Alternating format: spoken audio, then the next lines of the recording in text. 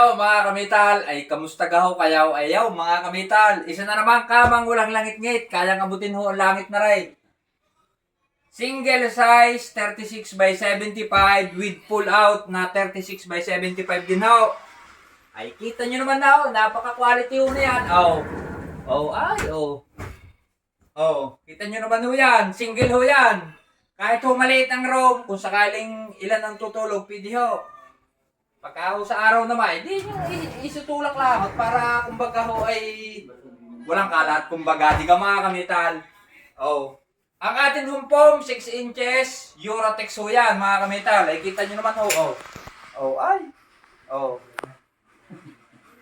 Ayan ho ay white and gold ang ating kombinasyon ng ating kulay. Ano mga kamital. Eurotex ho ang pong sa mga kamital at mga customer nating nagnanais mong pabili ng pong, pwede ho. Yun naman ho, idamay lang. Idadamay ko sabay sa deliver, kumbaga. Sabi nga ho, kumbaga, sabay sa deliver.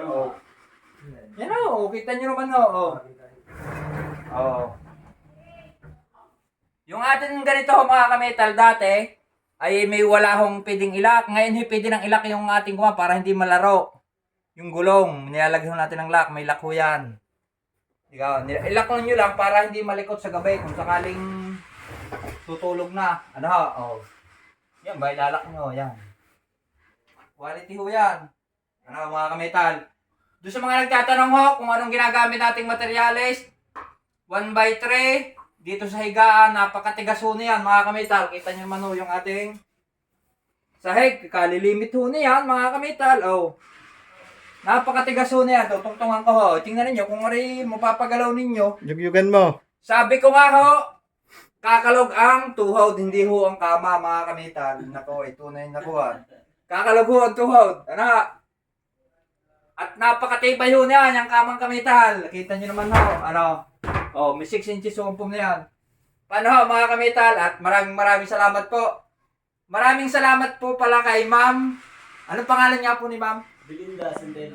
Belinda Centeno. Tsaka kay sir. Kakay sir, tsaka sa mga anak ni sir.